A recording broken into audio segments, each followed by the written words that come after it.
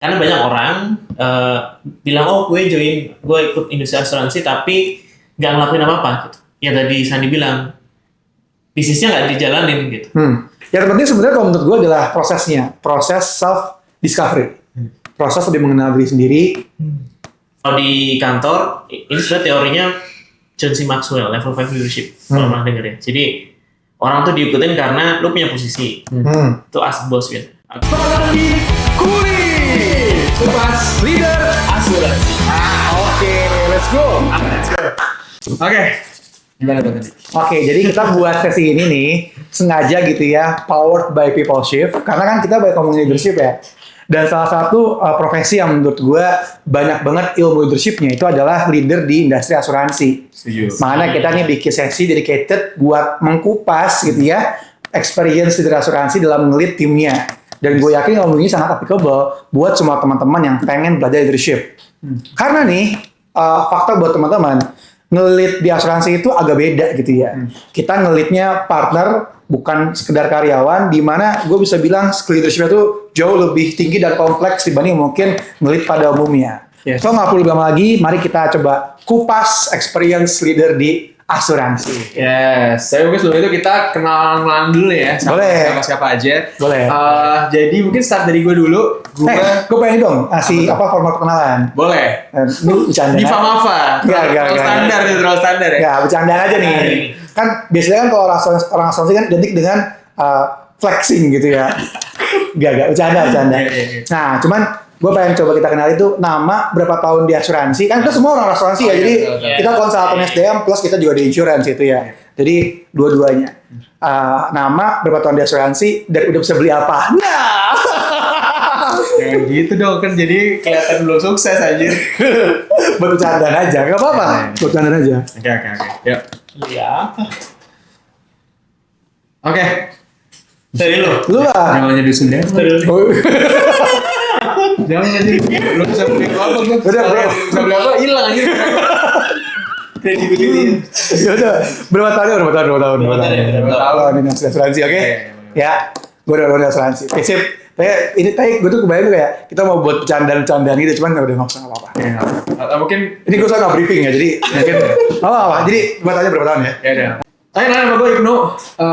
Gue di industri asuransi ini udah tahun keempat gue ya, dan gue sekarang juga lagi mengeduket. Dan gue juga bisa dibilang talent utama di akun Desak Agen. Boleh. Akun untuk mengedukasi insurance dengan lebih terbuka dan transparan lah ya. Silahkan boleh dicek nih. Foundernya Desak Agen ya. Founder dari Desak Agen, boleh cek aja itu IG-nya.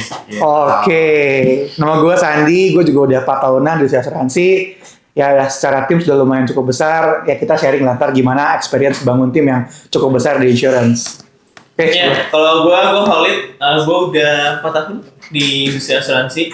Sama gue juga coba masuk ke digital lewat Instagram. Akunnya namanya apa? Sendiri nggak ada. Bantu jaga ya, udah gue lupa. Nama jadi yang apa ya? Nama akunnya bantujaga.id. IDN. Ya. Gitu. Dan ya mungkin sedikit background ya, kita bisa dibilang ada dari satu rumah yang sama, grup yang sama. Cuman kita punya, bisa dibilang karakteristik yang beda-beda nih. Mungkin dari gue pribadi, mungkin bisa dibilang gue yang paling merepresentasikan Gen Z ya. Jadi mungkin teman-teman yang merasa Gen Z mungkin bisa relate dengan experience gue. Kalau Sandi mungkin dari sisi entrepreneurship ya, dari teman-teman yang entrepreneur atau profesional, gimana sih? Ya karena background gue sebelum ke asuransi juga udah bisnis, dan karena emang gue sangat berhitung gitu ya di industri insurance, menurut gue secara hitungan bisnis sangat masuk. That's why gue juga tertarik buat serius di industri ini. Yes, kalau gue mungkin as an employee, gue melihat buat orang-orang yang mau mulai bisnis, asuransi jadi sesuatu yang menarik karena nggak butuh banyak perhitungan, nggak butuh banyak persiapan yang gimana, langsung mulai bisa jalan. Dan Mas Walid juga punya perspektif khusus dari sisi syariah ya. Betul. Jadi kita bisa mengcover banyak fields di diskusi. Itu satu yang jadi gue concern ya, karena kan ngomongin soal finance, gue ngambil beberapa sertifikasi juga, dan gue ngerasa emang ngomongin syariah finance itu jadi sesuatu yang menarik. Betul. Terutama soal asuransi juga. Betul. Kenapa kita ngeres ini? Karena ya pertanyaan terbesar lah ya, salah satu pertanyaan terbesar di insurance itu apakah ini halal atau enggak, syariah atau enggak gitu ya. Nah itu mungkin akan kita bahas di pertemuan lain, dan di luar dari kita nanti kita pasti akan banyak undang juga dari asuransi lain ya dengan perspektif yang baru yang fresh dan gimana cara mereka menjalankan bisnis di industri insurance secara umum. Nah tapi hari ini kita akan ngebahas satu topik yang menurut gue sih paling pas ya untuk memulai ini nih, serial kuliah asuransi ini ke depannya gitu ya. Udah kayak orang asuransi gak sih pakai iPad gitu? Yoi. Ini sengaja ada iPad 3. Betul. Jadi siap-siap ya kalau semua iPad berarti artinya lagi ngomong sama agen asuransi ya. Nah, Apa yang kita bahas pertama nih? kita akan ngebahas ini karena gini, gue yakin mungkin beberapa yang nonton either lagi ada di industri insurance, sudah pernah ketemu dengan orang insurance, atau dia pernah menjadi seorang agent insurance tapi mungkin udah nggak jadi agent insurance lagi. Nah, diskusi kita akan lanjutkan tengah hari ini. Menurut teman-teman, apakah bisnis insurance itu adalah bisnis untuk semua orang? Apakah semua orang bisa mengakses? Maksudnya apakah semua orang mampu melaksanakan bisnis ini, atau hanya orang-orang tertentu dengan skill set dan mindset tertentu aja yang bisa menjalankannya? Oke, mau gua dulu apa itu yang jawab nih? Terserah siapa. Gua dulu ya. Boleh. Nggak boleh sama jawabannya ya. Ini kan beda-beda perspektifnya. Nanti kita rolling aja lah ya. Oke, kalau menurut gua industri asuransi itu faktanya tidak buat semua orang. Nah, tapi ada tapinya nih. Yang bisa ngomong kayak gitu adalah orang yang sudah masuk dan terjun ke industri insurance. Jadi dia bisa bilang dia itu tidak fit atau tidak cocok di asuransi gitu ya. Ketika dia udah mulai, dia nggak bisa ngomong belum nggak cocok kalau dia belum mulai menurut gua. Karena gini, kadang ngomongin bisnis ini bukan cuma sekedar tentang mindset, skills gitu ya, tapi ada faktor luck juga lah bahasanya. Udah garis tangannya gitu kan. Orang mungkin bisa market di bisnis A, B, C. Contoh gini misalnya. Kan seperti yang kita tahu bisa asuransi kan modelnya kayak bisnis jaringan ya. Tapi tentunya dengan skema yang halal gitu kan. Nah, bisa jadi mungkin secara spek dan mindset dia bukan pebisnis yang gimana-gimana bro. Bukan yang punya skill set wah gitu ya. Tapi dari teman-temannya yang akhirnya mungkin jadi grupnya dia dapat partner-partner yang luar biasa bagus. Tanpa mungkin dia punya mindset dan skill yang so kompleks gimana-gimana, dia bisa make it gak di insurance. Bisa. Cuman dia nggak mungkin bisa ngomong cocok atau nggak cocok kalau dia nggak mulai. Makanya poin gue adalah dia baru bisa bilang gue nggak cocok atau tidak cocok ketika dia memulai. Bilalah dia ternyata punya skill setnya, mindsetnya itu udah pasti cocok dong. Coba gue ngomongin orang yang tadi, let's say dia mulai pun even dia bukan skill setnya di situ, tapi ternyata dia punya calon partner dan partner yang bagus. Ini bisnis worth gak buat dia? Worth dong. So menurut gue ini nggak buat semua orang. Tapi kita harus mulai dulu buat tahu jawabannya. Cukup dari gua. Yes. Lu dulu deh. Kalau ngomongin bisnis kan, ketika lu mau mulai sebuah bisnis, lu butuh seenggaknya 3 hal. Ada modal means uang gitu ya. Kompetensi lu sukanya apa, lu skillsnya ada di mana, sama mungkin jejaring market, atau mungkin jejaring ekspor atau partner-partner distributor. Kira-kira gitu kan. Kabar baiknya kalau di industri asuransi basically semuanya lu bisa mulai dari nol. Makanya tadi lu sempat bilang buat orang-orang yang backgroundnya adalah pegawai, ini jadi industri yang enak buat jadi bisnis pertama lu. Karena lu nggak butuh mulai dari mana-mana nih. Gitu. Yaudah start dulu aja, sehingga nggak butuh punya sesuatu dulu nih. Gue bandingin misalkan sama industri training, kan gue ada di industri training let's say 7-8 tahun nih. Kalau lu mau jadi trainer atau lu mau bikin konsultan training, lu at least butuh background dulu nih. Lu siapa nih? Lu ngerti apa? Lu bisa ngapa? Ngomong kah? Skills communication kah? Negotiation? Leadership? Anything. Cuman harus ada kompetensinya dulu nih. Minimal banget tuh kompetensi gitu. Benar. Umur dilihat, title, skills. Banyak ya? Banyak lah yang harus dilihat. Makanya ketika di sini, ini kayak kalau di asuransi lah ya, at least lu nggak butuh background tertentu dulu nih buat memulai. Gitu. Tapi apakah buat semua orang? Gue setuju Sandi. Memang akhirnya nggak buat semua orang. Gitu. Lu harus rasain dulu nih sebenarnya lu cocok nggak sama industri ini. Gitu. sih. Menarik. Nah, gue lu host doang apa jawab juga? jawab juga. Oh jawab juga. Kita open. Open ya. Jawab dong. Lu jangan ini curang dong nggak ngejawab.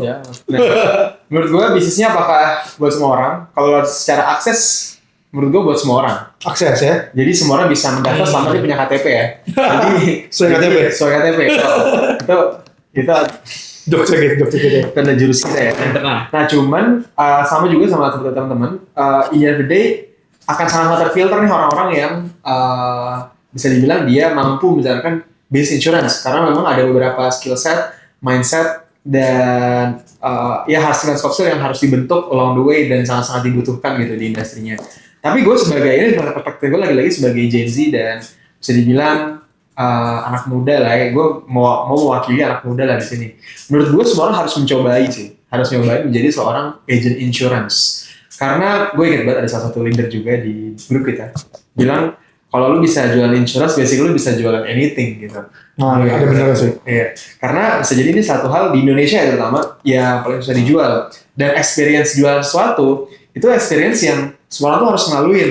Karena kita harus keluar dari zona nyaman, harus berani follow up, harus istilahnya mau untuk berempati sama orang lain dan itu kan tuh sangat tidak mudah ya. Dan ternyata bis insurance tuh nggak berhenti di situ. Kita udah bisa nih jago jualan, tapi ada challenge berikutnya yaitu leadershipnya lagi nih. Ternyata itu another different ball game dan ternyata makin sana masih ada lagi challenge-nya gitu. Jadi menurut gua sangat worth it buat dijalankan, dicobain gitu ya. Karena worth it banget untuk kita semakin expand diri kita itu seperti apa.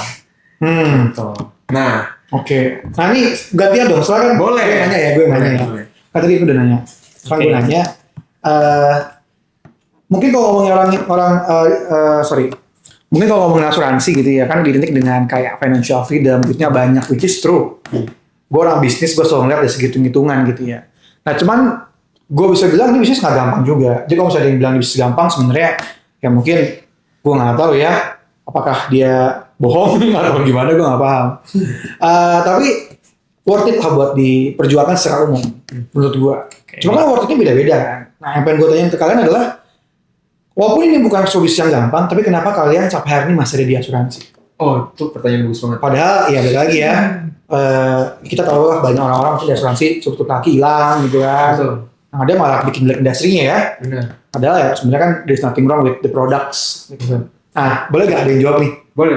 Nah itu tuh menarik banget karena menariknya rata-rata dari seorang agent insurance tuh nggak stay di tahun pertamanya dia. Setelah tahun pertama, jarang yang sampai 2 tahun lebih. Statistically kayak gitu ya? Maksudnya statistically paling banter 2 tahunan lah. 2 tahun. Yang tembus 2 tahunan tuh. Kalau udah lewat dari 2 tahun dan dia keep going itu berarti dia emang serius ada di industri ini sih. Rasio 1/100 kali ya. Betul. Dan itu benar kejadian karena awalnya gue kira ini mungkin lah, tapi ternyata melihat kejadian di lapangan dan di grup juga ya sangat-sangat real sekali gitu. Jadi kalau menurut gue apa sih yang menurut gue tuh worth it gitu ada di industri ini? Gue sebagai kalau gue pribadi itu pertama-tama nomor 1 itu adalah hope-nya sih. Hitung-hitungannya jelas, opportunity di industri juga masih jelas banget, gitu ya. Dan actually produk yang bagus banget buat dijual gitu.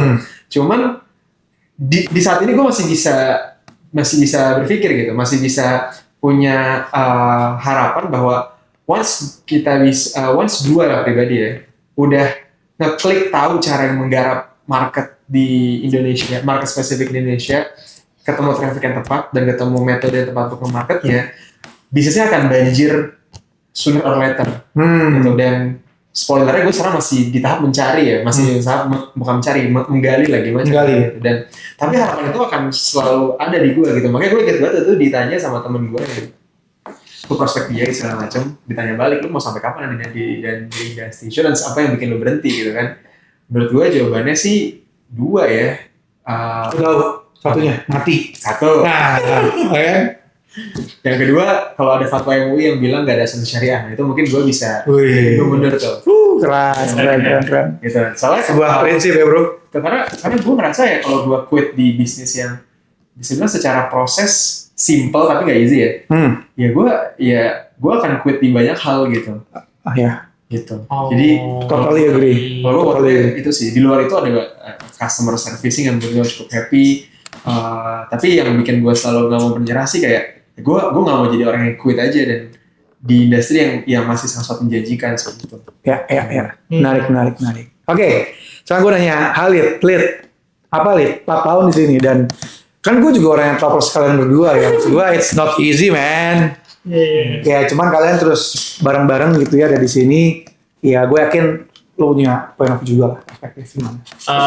Gue tuh starting pointnya karena gue tuh pengen bisnis ya. Jadi awalnya tuh satu hal yang gue percaya, kalau lu bisa jualan, lu bisa banyak hal yang lain.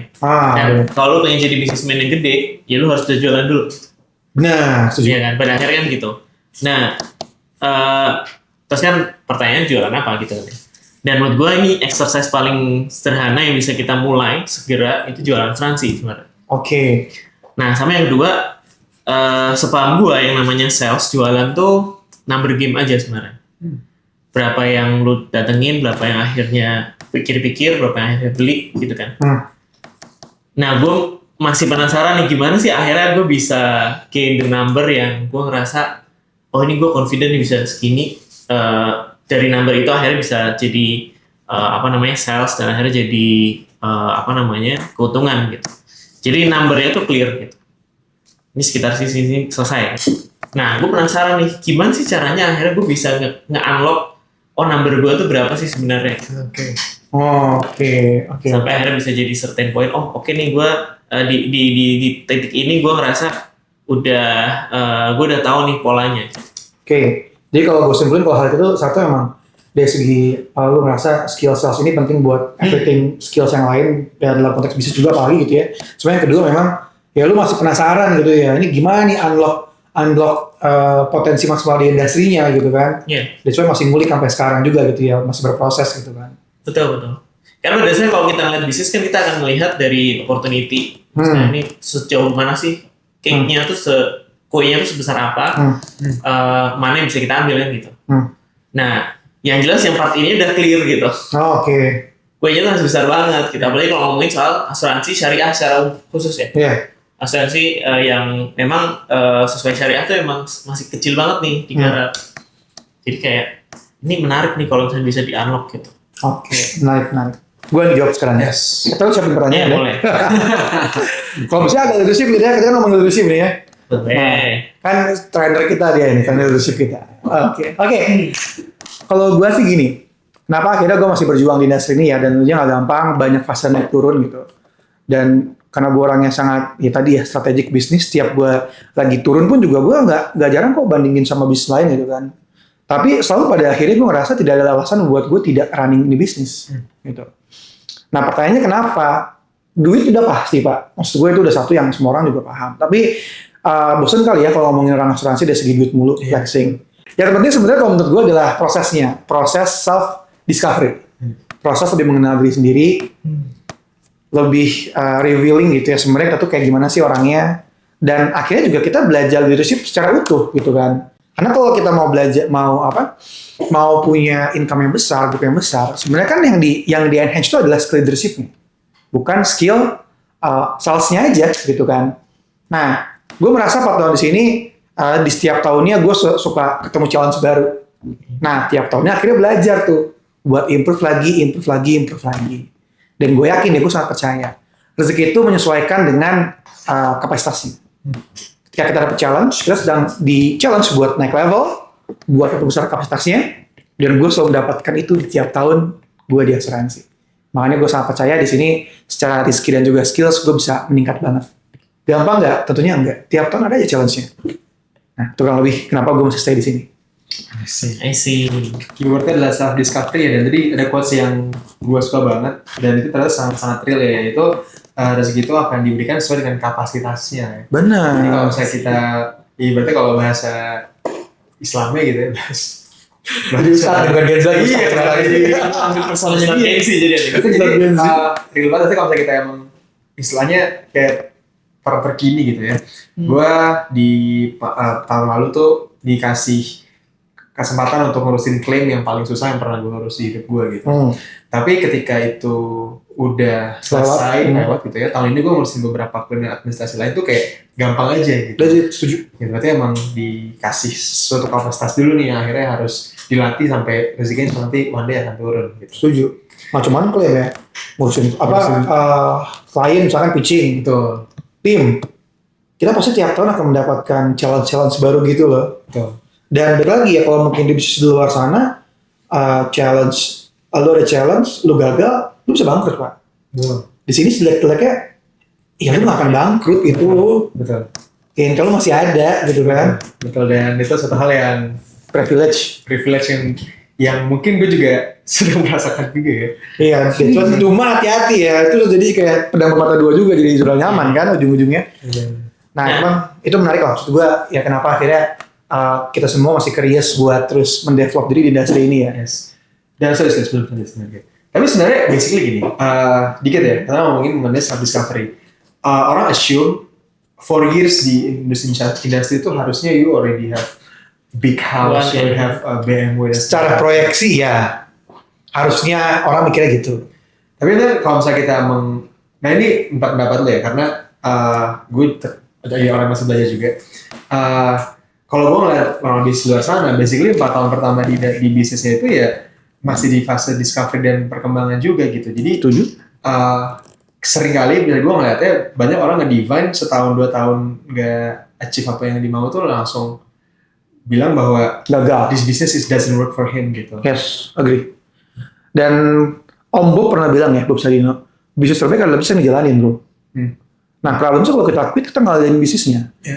Ya akhirnya apa kebaikan yang kita dapatkan. Betul. Makanya sebenarnya menurut gue di bisnis asuransi dan semua basically di semua bisnis gitu ya. Ya lu tuh akan kalah ketika lu quit. Dan lu akan selalu bisa menang kapanpun ketika lu ngejalaninnya. Kalau bahasa Halid tadi, ya kalau udah ke-crack nih gitu ya kerannya, ya akan ngalir. Betul. Ya ngalir ntar sedap lagi, kita crack lagi. Ya kan kita kan berkembang seperti itu. Betul. Sama gue ngerasa kalau kita ngomongin soal waktu ya, ini kadang relevan, kadang nggak relevan. Gimana? Karena apalagi kalau kita ngomongin soal industri secara spesifik asuransi ya.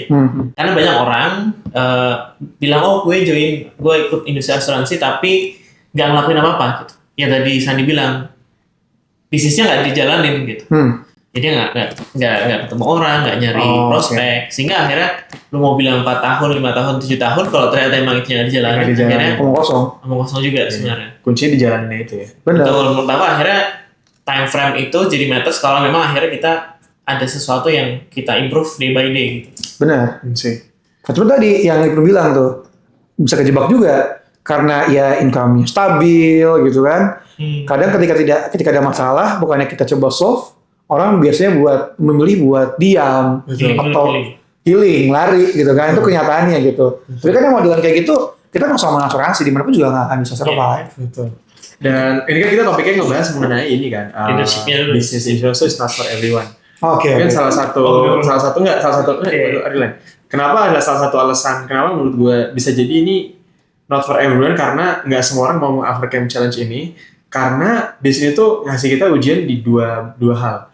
Ketika kita lagi fail banget gitu ya, bisa nggak sih atau mau ngasih kita untuk bangkit dari situ. Dan ternyata gue mungkin porsinya lebih banyak ngerasain yang gitu ya saat ini. Cuma ternyata ketika ngobrol sama leader-leader yang udah lebih besar, ternyata kita juga dihadapkan sama ujian yang kedua juga nih, yaitu ujian untuk mau tetap bekerja ketika sudah di posisi sangat nyaman. Setuju. Gitu. Jadi dan ternyata tidak semua orang tuh bisa untuk melakukan hal tersebut. Dan itu ternyata satu hal yang lagi-lagi Islami banget ya, maksudnya sangat-sangat spiritual banget gitu. Ketika lu di bawah lu mau naik ke atas gitu ya, ketika lu udah di atas mau nggak lu untuk tetap grounded dan mau kerja ke bawah gitu. Itu satu hal yang lagi-lagi quality yang bisa ditunjukkan sama orang yang ada di industri insurance dan menjalankan bisnis insurance. Yang perform. Gitu ya. Makanya lagi-lagi bisa jadi itu not for everyone karena nggak semua orang mau ngelakuin proses itu ternyata. Oke, aku mau masuk ke part leadership-nya. Boleh. Karena pada dasarnya kalau kita ngomongin asuransi kan ini banyak-banyakan orang gitu lah ya. Harus ketemu sama orang baru bisnis terus. Manusia lah ya. Bisnis manusia banget gitu kan. Means kita butuh buat bisa dapetin trust orang. Nah menurut lu apa yang lu lakuin sehingga akhirnya orang tuh bisa trust sama lu? Oke San, gue menyerahkan hidup gue, nggak gitu juga. Gue ikutin dulu lah gitu. Apalagi yang tadi sempat lu highlight ya. Ini kan beda sama di kantor nih. Di kantor sejelek-jeleknya bos gue, misalkan gitu ya, punya bos. Ya itu bos lu. Itu bos lu dan lu masih digaji gitu loh. Jadi akhirnya ada ikatan Position akhirnya ngebuat lu harus mematuhi dia. Apa yang akhirnya lo lakuin buat ningkatin trust itu? Oke. Ya ini menarik ya. Gue belajar akhirnya tiap level orang itu punya key trust yang beda-beda, kunci trust yang beda-beda.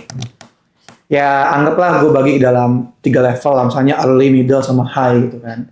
Itu yang gue pelajari beda-beda bro ternyata kunciannya. Ya mungkin sama ini kan gue rasa sama gitu kan, tapi beda. Contoh gini misalnya. Teori baru. Iya teori baru dong. Makanya belajar terus coy. Gue dulu mikir kayak sederhananya kalau gue jadi contoh selesai gitu ya. Omongan gue absolut gitu ya. Soalnya kan tipikal gue kan kalau ngomong pakai data, fakta, teori, wah orang nggak usah debat dah kalau bisa ngobrol sama gue gitu. Cuma kan nggak beres itu. So kalau mungkin gitu ya, orang yang di levelnya misalnya kayak fresh graduate itu yang masih muda. Basically orang tuh ngeliat apa sih? Ngeliat kayak inspirasi gitu kan. Diinspirasi, terus dia ngeliat kayak biasanya apa? Resultnya gitu kan. Jadi lebih relatif memang paling mudah buat dirangkul gitu kan. Dia kita ngomong apa aja nurut gitu ya. Selama tadi dia ngelihat oh iya nih orang ada hasilnya. Oh nih orang kalau misalnya mungkin komunikasi cukup menginspirasi gitu ya. Jadi dia trust tuh gitu kan. Nah, kalau orang yang mungkin menganggapnya setara gitu ya. In the middle gitu mungkin sama. Nah, biasanya dia akan lebih tergerak dengan bukti. Jadi kalau misalnya kitanya perform gitu ya, terus kitanya juga rajin, nah itu buat menggerakkan orang yang mereka menganggap setara dengan kita, itu jauh lebih mudah. Karena kan bisa dibilang teman seperjuangan gitu kan. Ya gak sih? Nah, emang yang lebih challenging adalah buat seorang leader ketika dia punya tim yang secara profil lebih tinggi dibanding dia atau si timnya merasa lebih tinggi gitu kan. Karena ya dia diinspirasi juga mungkin nggak kena, karena merasa melihat kita tidak sebagus dia gitu kan. Kita ngasih bukti juga belum tentu works gitu ya. Itulah challenge buat orang pintar gitu ya dan punya profil yang cukup bagus. Nah kalau yang gue pelajari ternyata memang orang seperti ini butuh di-serve gitu, serving, butuh diakomodir gitu ya. Mungkin nggak terlalu banyak di-direct gitu kan. Cuma ini problem sih gitu kan, karena ketika kita men-serve dia gitu kan, mengarahkan ke arah yang tepat ini jadi sebuah seni tersendiri. Ya dong, kalau misalnya yang middle sama lo kan, ya lo tinggal nunjukin nih kayak begini, ya udah orang bisa langsung lihat gitu ya. Cuman kalau buat yang high, ya itu seni dalam mengarahkannya, gue rasa ya harus banyak jam terbang juga lah, cara komunikasinya, konteksnya gitu kan, dan lain-lain. Gue pun juga sampai sekarang masih belajar ya, kalau dia bilang kan masih belajar, gue juga masih belajar, makanya di Nasri itu nggak ngebosenin sebenarnya karena seru belajar itu banyak gitu. Betul. Dan tiap tahun ada aja challenge-nya, itu menarik buat gue. Yes. Kalau menurut lu, apa yang akhirnya penting buat orang trust? Ini gue coba bagi ke 2 dimensi lah ya. Pertama dari dimensi ketika face to face nih, ketemu langsung. Gue harus menyampaikan dulu nih, gue ngerasa salah satu strength gue adalah gue bisa lebih berempati sama orang lain. Means gue lebih bisa paham, merasakan apa yang orang tertentu rasakan gitu. Ya pedang bermata dua kadang, cuman gue jadinya lebih mudah untuk relate sama orang lain ketika ketemu sama calon nasabah misalnya, ketika ketemu sama rekrutan gitu. Orang bisa, tim-tim gue tuh bisa lebih, bisa dibilang setia atau loyal sama gue tuh di level bukan karena kerjaan, tapi karena emang ya actually kita emang jadi teman baik aja gitu. Gitu. Jadi gue ngerasa salah satu kemampuan gue untuk membangun trust adalah dengan ya ngebangun relations yang interpersonal yang cukup oke kalau dari gue, dengan cara memahami concernnya dia, memahami perasaannya dia. Gue merasa gue bisa memaksimalkan hal tersebut lah. Nah yang kedua, ini dimensi yang lagi sangat gue mainin juga gitu ya, yaitu adalah digital trust gitu. Jadi gue lagi mulai ngebangun portofolio digital gue di Sakin ya, boleh di follow itu, kontennya insya Allah bermanfaat dan seru juga. Di situ gue mau nunjukin aja bahwa gue punya capacity untuk mengkomunikasikan insurance itu dengan cara yang simple, mudah dan transparan lah. Basically apa yang gue harapkan menjadi branding dari gue dan agensi gue ke depannya gitu ya. Gitu. Jadi digital trust itu penting banget gitu. Mungkin kalau teman-teman lihat IG-nya ada video, ada post juga, dan ternyata kalau meskipun belum menyentuh traffic yang tepat saat ini ya, tapi dari sisi branding, karena banyak orang takut untuk di branding sebagai orang insurance di industri ini ya, sepengetahuan gue. Tapi setelah gue deep dive dan istilahnya keluar dari kloset gitu ya, bilang gue orang insurance.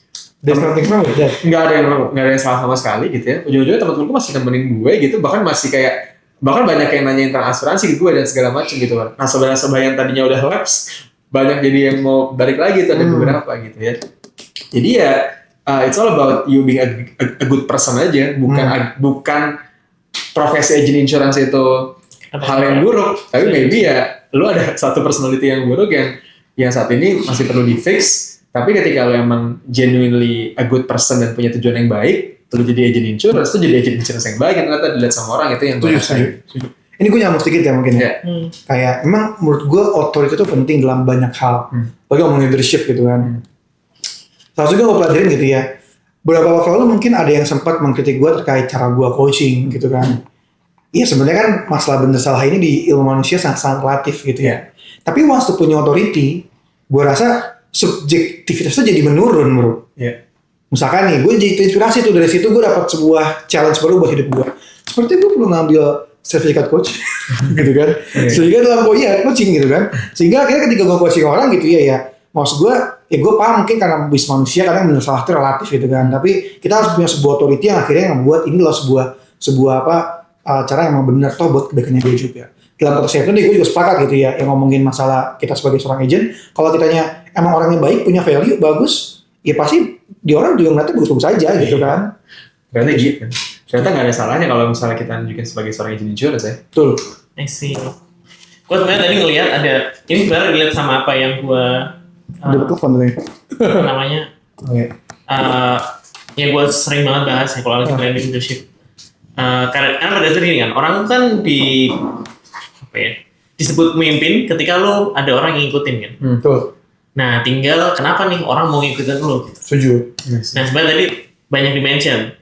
Kalau di kantor ini sebenarnya teorinya John C. Maxwell, level 5 leadership. Kalau pernah denger ya. Jadi orang tuh diikutin karena lo punya posisi. Itu as bos gitu. Atau even jadi di insurance juga kan lo ada position-positionnya lah ya. Lo leadernya siapa dan sebagainya. Betul. Yang kedua yang lo ngomongin soal connection. Lo kalau punya keterkaitan sama orang ngerasa, oh iya nih enak nih ngobrol sama Ibnu, teman gue, dia bisa jadi ikut sama lo. Yang ketiga ngomongin soal result. Yang tadi mungkin di-mention buat orang-orang yang mungkin baru fresh grad gitu, yang lihat oh gila kakak ini bisa ini dan sebagainya gitu kan, jalan-jalan ke luar negeri dan sebagainya gitu kan, sehingga akhirnya dia ngeliat oh iya gue bisa ikut orang ini karena dia create result. Nah baru setelah itu ngomongin development. Kalau misalnya gue ngerasa, oh iya nih gue ngerasa udah dibantuin Sandi banyak, gue ngerasa gue jadi orang yang much better dari Sandi, akhirnya gue ngikut sama Sandi gitu. Kan lagi kayak gitu. Baru yang final stepnya, level kelimanya, lu tuh jadi orang yang punya values. Jadi lu nge-represent sesuatu gitu. Oh kalau gue ngobrol sama Sandi tuh orangnya pasti yang kayak gini nih. Jadi gue bisa belajar sesuatu, gue bisa feel, oh ini nih, environment deket Sandi itu kayak gini gitu. Nah gue ngerasa yang tadi kita omongin sebenarnya bisa dirangkum dari teorinya Maxwell ini. Gue ngerasa cukup enak gitu. Nah satu hal yang menarik juga dari teori ini tuh gini, when it comes to leadership tuh kadang-kadang kita nggak tahu harus mulai dari mana. Nah si level 5 leadership ini jadi acuan. Oh kalau lu emang pada dasarnya paling gampang based on position dulu. Paling gampang. Dan nggak ada yang salah dengan itu. Iya. Ini mungkin kalau dalam konteks digital trust, positioning itu jadi metodenya di situ. Oh, gua sebagai apa nih gitu. Jadi credibility-nya clear. Gitu. Orang bisa lihat lu dari situ. Dan satu hal lain, kenapa gua ngerasa menerapkan ilmu-ilmu leadership di asuransi ya? Karena semuanya jadi kayak natural. Karena nggak ada yang bisa dipercepat aja gitu. Ini benar-benar kayak interaksi yang organik aja gitu. Kalau orang nggak suka sama lu gitu. Kalau orang suka ya akan suka juga gitu. Oke. Menarik gitu sih. Ini gue pengen follow question dong karena poinnya menarik. Apa Dennis? Gimana? Apa sedikit lagi? Terakhir. Gini, lu sempat ngomongin tentang value kan? Which is gue setuju banget. India tuh level tertinggi seorang pemimpin adalah yang dipimpinnya akan percaya dengan value yang dia bawakan. Benar gak sih? Level 5 tadi ya. Nah, cuma kan value orang ini beda-beda bro. Yang gue bilang tadi ini bisnis manusia. Mungkin value gue A dan menurut banyak literasi ini A hal yang bagus. Tapi bisa jadi ada manusia unik B yang anggap A ini nggak bagus. Ya kan kita bisnis manusia ya banyak gitu teman banyak. So what we must to do as a leader? Nah, leader di level 5 tuh leader yang udah punya karakter. Oke. Mungkin kasih gambaran kalau di asuransi kan biasanya emang ada leader tertentu ya. Yes. Leader ini punya karakter kayak gini, leader ini punya karakter kayak gini. Yes. The point is, ya kalau lu nggak suka sama karakter leader A, ya orang nggak akan ikut, si orang yang nggak suka ini nggak akan ikut sama si leader A. Gitu. Okay. Jadi akan cari leader lain yang mungkin karakternya lebih cocok sama dia. Oke. Kalau dari sudut pandang follower, orang yang ngikutin, ya udah lu cocoknya sama siapa? Kalau yang di follower. Okay. Kalau sudut pandang leader, kalau emang karakter gua nggak cocok sama nih orang, ya lu harus ikut gua. Oke. Iya. Simpel sebenarnya. Sesimpel itu. Yeah. Walaupun ini kayak rasanya kayak hard ya. Kayak hard brutal gitu ya. Dan tapi itu yang berhasil gitu. Betul. Kalau misalnya lu jadi leader, lu punya karakter yang bisa berubah-ubah nih, akhirnya kayak ini gue pengen akomodir terus gitu kan. Terus ada orang lain yang kayak gimana yang pengennya beda lagi, sehingga akhirnya lu harus merubah value lo. Akhirnya lu malah nggak bagus. Benar. Oh, berarti stick to apa yang lu percaya dan lu stand out dengan itu. Kalau ada orang yang nggak suka, dia nggak usah ikut gue gitu aja. Oke. Iya. Tapi bukannya gue setuju apa itu. Cuman ada poin yang pengen gue kembangin lagi. Cuman apakah ngerubah value itu hal yang jelek? Misalkan ternyata value-nya lebih bagus lagi nih yang dia rubah. Kita kan pasti berkembang dong. Let's say pas kuliah kita yang kita anggap benar seperti ini. Pas kita udah lulus kuliah, bego ya kocak banget dulu ya kita kayak gitu pas kuliah gitu kan. Itu sering terjadi kan. Apalagi buat para organisatoris gitu ya. Karena value kita berkembang. Nah dalam konteks ini gimana menurut lo? Itulah kenapa si level values ini tuh ada di paling atas. Oke. Karena dia akan berproses gitu. Gimana tuh? Manusia tuh bukan orang yang sama. Iya, bukan benda yang sama. Bukan benda yang sama. Nggak usah ngomongin di kita kan dari usianya masih usia yang masih muda lah ya. Belum jadi sesuatu. Oke. Kamu ngeliat aja tokoh-tokoh politik let's see gitu ya. Iya. 5 tahun yang lalu sama 5 tahun sekarang. Nggak ada beda-beda tuh. Iya. Kan? Bisa aja yang berubah gitu. Karena emang that's human. Oke. Dan ketika ada orang kalau lu udah punya value, core values tertentu yang ini nih, gua tuh orang kayak gini, biasanya itu yang agak susah berubah. Itulah kenapa mungkin kalau kita ngobrol sama orang yang udah tua, dia udah percaya sama sesuatu, susah tuh, mau ngomongin gimana juga susah. Benar. Sebenarnya modelnya kayak gitu aja. Tapi apakah itu bisa berubah? Bisa banget dan gak ada masalah juga gitu. Oke. Apakah ntar dibilang pelin-pelan? Nah itu kesalahan banyak orang. Kesalahan banyak orang adalah mikirin apa orang lain gitu. Oh, I see. Kalau Kebayang. ngerasa nih, kebayang gue. Berubah. Tapi gue tahu ini lebih bagus. Lu udah bodo amat kan? Benar. Lu berubah karena memang kesadaran penuh lu nganggap itu hal yang bagus. Dorongan dari dalam. Internal. Nah, yang salah adalah ketika lu berubah karena dengerin kata orang lain. Iya. Bukan karena lu memproses sendiri kalau emang value lu perlu diimprove. Betul. Dengerin kata orang lain gak ada masalah. Kalau misalkan ya akhirnya lu filter kan. Paham. Maksudnya bukan kayak nggak ada orang sama sekali, tapi kayak lu terlalu ngikutin orang lain gimana gitu kan. Ini netizen bilang apa, ini gue harus berubah gini. Iya. Itu juga gitu ya. Bukan berarti anti kritik ya. Iya. Tapi emang lebih memfilter dan emang berubah atas dasar kesadaran pribadi. Oke, mantep, keren. Oke, pada dikit ngomongin mengenai feedback anti kritik, kita udah ngebahas satu podcast khusus. Episode-nya di sini nih, dicek aja di. Boleh. Khusus ngebahas gimana seorang leader bisa menerima dan memberikan feedback. Oke, so I think seru banget ya kebahas leadership, masih banyak banget yang masih bahas. Tapi kesimpulannya adalah berarti ada menyimpulin. Ya intinya kita bakal ngobrol santai gini aja, nunjukin kalau emang orang asuransi itu sebenarnya banyak isinya, bro. Dan iya banyak ilmunya. Kita nggak cuma jualan kok. Ilmu komunikasi, leadership bukan cuma tentang flexing, bukan tentang jualan, bukan tentang iPad gitu ya. Sebenarnya banyak kehidupan ya, banyak value kehidupan yang akhirnya kita pelajarin di sini. Makanya even sebenarnya kita juga punya banyak opsi di luar sana, kita masih coba strive gitu ya buat berkembang di industri asuransi gitu. Yes. Karena kita juga penggiat di consultant leadership gitu ya senang juga akhirnya bisa belajar banyak di sini secara real prakteknya gitu kan, dengan tingkat kesulitan mungkin yang kayak tadi ya, karena bukan karyawan gitu kan, lebih tinggi gitu. Jadi sangat-sangat praktikal dalam kehidupan sehari-hari. Oke? Mungkin closing statementnya gini, agen asuransi nggak selamanya jualan, kita juga memberikan value. Tapi kalau tertarik sama asuransi, boleh DM, boleh WA nomor kita di deskripsi ya. Nggak salah. Nggak salah. Bisa agen. Semuanya juga kalau ada yang tertarik sama Khalid atau Sandi, Lihat aja pokoknya harus cocok yang mana ya. silahkan dipilih aja ya. Oke, sampai ketemu lagi di episode berikutnya. Dah. Sampai ketemu lagi. Bye. Oke. Evaluasi sebentar. Ya.